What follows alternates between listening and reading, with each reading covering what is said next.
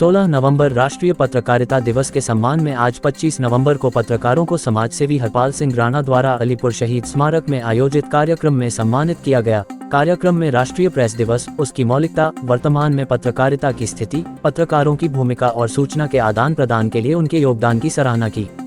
इस अवसर पर क्षेत्र के गाँव में चल रही समस्याओं, शासनीय घोषणाओं और लोगों की आवश्यकताओं को लेकर एक बैठक का आयोजन किया गया, जिसे कार्यक्रम पर मौजूद सभी व्यक्तियों से साझा किया गया।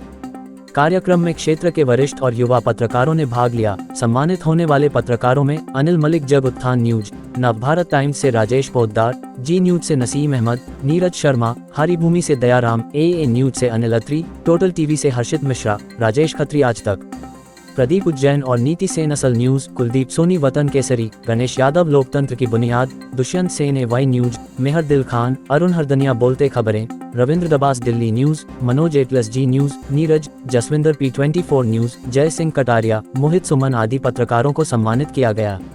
आइए आपको बताते हैं कि कार्यक्रम के दौरान क्षेत्र पर की गई चर्चाओं पर क्या निर्णय लिए गए।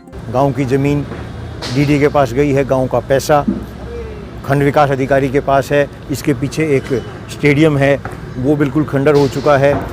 इसके अलावा यहाँ से जहांगीरपुरी से और सिंघू बॉर्डर तक की मेट्रो का विषय था।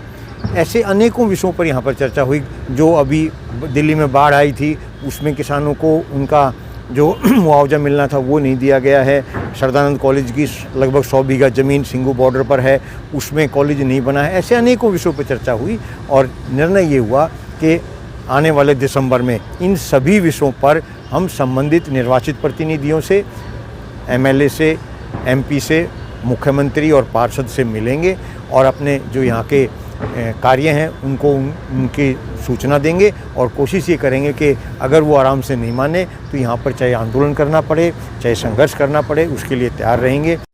इस अवसर पर अलीपुर शहीद स्मारक को संग्रहालय बनाने और राष्ट्रीय स्तर के निर्माण की पहले से की जा रही मांग पर भी चर्चा की गई। इस पर मौजूद व्यक्तियों ने क्या कहा, इसे भी सुनिए। शहीदों का सम्मान करना चाहिए, उनका अपमान नहीं होने देना चाहिए, क्योंकि यही हमारी आने वाली पीढ़ी के लिए प्रेरणा स्रोत हैं। अगर यही नहीं बचेंगे तो आने वाली पीढ़ी कैसे देश को सुरक्षित रख पाएगी और अपना देश का निर्माण कर पाएगी। बहुत बुरा महसूस होता है। ये तो उन चेहरों की, उन शक्लों की तस्वीर वो बनी हुई है कि जिसकी कोई कल्पना भी नहीं कर सकता। जो शहीदों को सम्मान मिलना चाहिए उस तरीके की ये नहीं है यहाँ पर।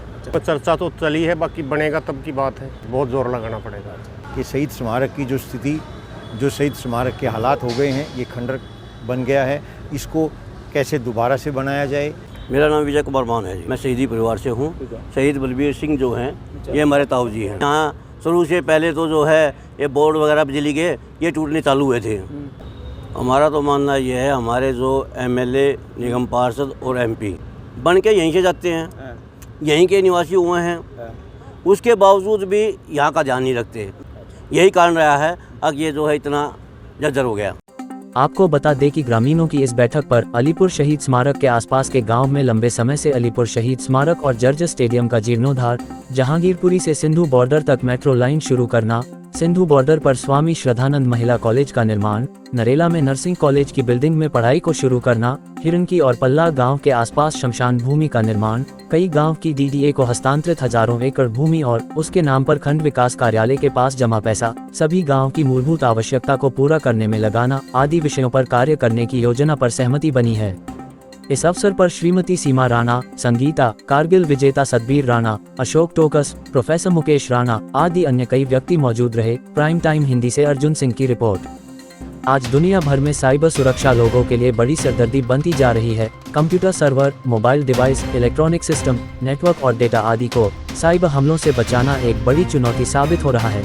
इस पर साइबर फोर्ट आपकी डिजिटल सुरक्षा को मजबूत बनाने के लिए एक प्लेटफॉर्म प्रदान करता है, जिसमें एक साइबर एक्सपर्ट की पूरी टीम आपकी मदद के लिए तैयार रहती है। यह आपको निःशुल्क परामर्श मिलेगा। सहायता के लिए आप www.cyberfort.com पर जा सकते हैं या अपनी समस्या को hello@cyberfort.com पर मेल कर सकते हैं।